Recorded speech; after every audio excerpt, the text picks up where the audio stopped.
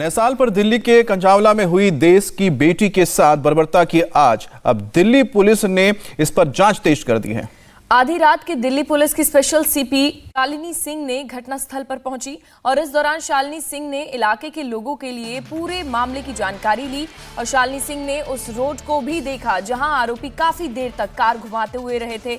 वहीं मानवता को शर्मसार कर देने वाली इस घटना पर गृह मंत्री अमित शाह ने दिल्ली पुलिस से जल्दी पूरी रिपोर्ट मांगी है। आज लड़की की पोस्टमार्टम रिपोर्ट आने वाली है, जिसके बाद ही मौत की वजह साफ हो पाएगी और दिल्ली पुलिस ने इसके लिए एक मेडिकल बोर्ड बनाया है। वहीं परिजनों का कहना है कि पोस्टमार्टम रिपोर्ट आने के बाद ही वो अंतिम संस्कार करेंगे। लेकिन नए साल के मौके पर दिल्ली पुलिस ने जिस तरह पुख्ता सुरक्षा का दावा किया था, उसके बावजूद इतनी बड़ी घटना ने सवाल खड़े कर दिए दिल्ली पुलिस पर।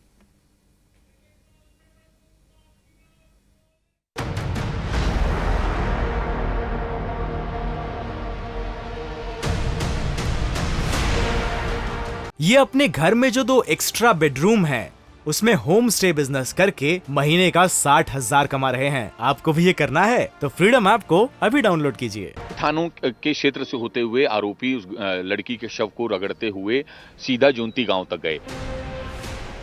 150 के करीब कैमरे होंगे इस पूरे रोड पर, जिसमें से दिल्ली सरकार के भी हैं, दिल्ली पुलिस के भी हैं। न केवल पुलिस बूथ है बल्कि पिंक बूथ भी है महिलाओं की सुरक्षा के लिए। 5 आरोपी लगातार इस सड़क पर यू टर्न ले रहे थे। दिल्ली के 6 थाने, 150 CCTV, police booth, pink booth, police picket. दावा था कि चप्पे चप्पे पर पुलिस मौजूद है। 12 किलोमीटर के दायरे में पुलिस पिकेट थी, पिंक बूथ था, पीसीआर गुजर रही थी, लेकिन इस कार को रोकने वाला कोई नहीं था। और जब छीछाले दर हुई तो आधी रात को दिल्ली पुलिस की स्पेशल सीपी शालिनी सिंह उस रोड पर पहुंची जहां 48 घंटे पहले लड़की कार के नीचे फंसी थी और उसे घसीटा जा रहा था। यहीं पर कार में सवार 5 लोगों ने स्कूटी को टक्कर मारने के बाद लड़की को घसीटा। सब बेखबर रहे, लेकिन अब होम मिनिस्ट्री के ऑर्डर के बाद स्पेशल सीपी आधी रात को उस जगह पर पहुंची हैं जहां पर लड़की ने दम तोड़ा। उसे घसीटा जाता रहा। अब हर पहलू की बारीकी से जांच की जा रही है। रास्ते के एक सीसीटीवी को खंगाला जा रहा है। दिल्ली की बेटी की दर्दनाक मौत के बाद पुलिस पर लापरवाही बरतने के आरोप लग रहे हैं।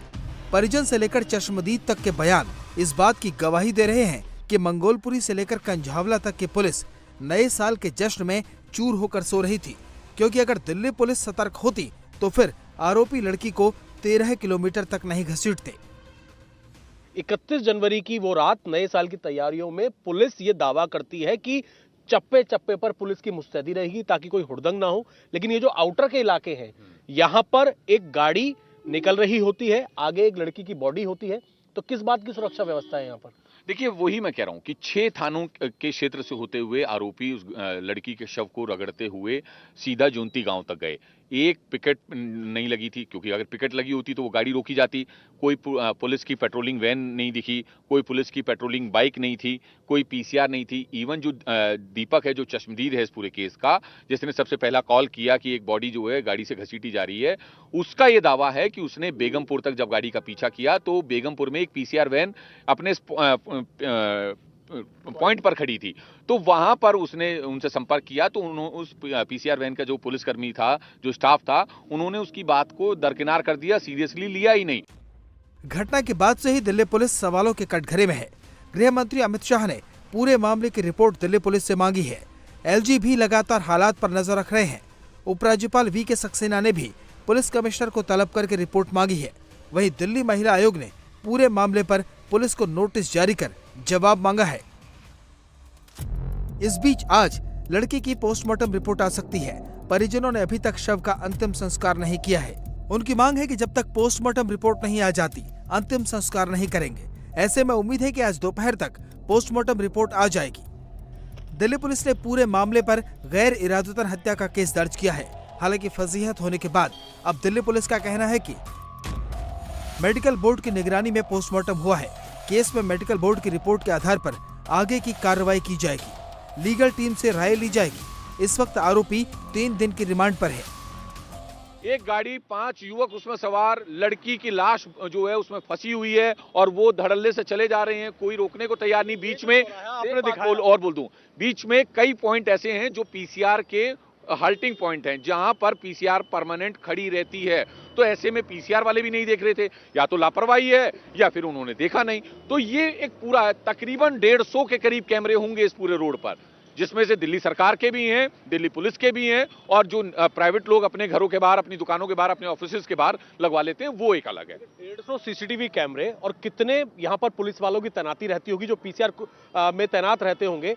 पुलिस बूथ यहाँ पर कुमार सोनू ने आपको बताया कि न केवल पुलिस बूथ है बल्कि पिंक बूथ भी है महिलाओं की सुरक्षा के लिए। विटनेस जो इस पूरे केस का है दीपक, उसका ये दावा है कि जो ड्राइवर के साथ वाली सीट है उसका विंडो खुला हुआ था, यानी कि ये विंडो खुली हुई थी, पूरी नहीं खुली थी लेकिन खुली हुई थी, और ऐसे में गाड़ी कंफर्टेबल चल ही नहीं सकती, वो कैसे चला रहे थे।